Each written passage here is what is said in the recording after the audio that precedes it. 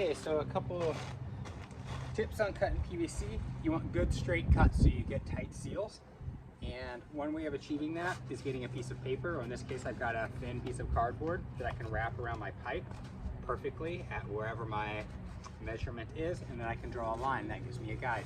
Another way is using a miter box.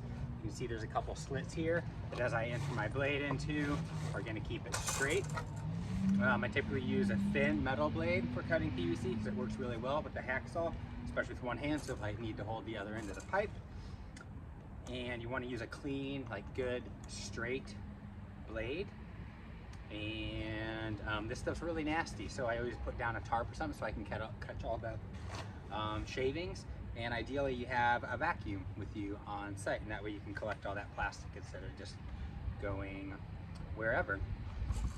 So yeah, once I've pulled, make my mark, make my cut, that's that. And after I've made my cut, I go around it either using my knife at a little bit of an angle,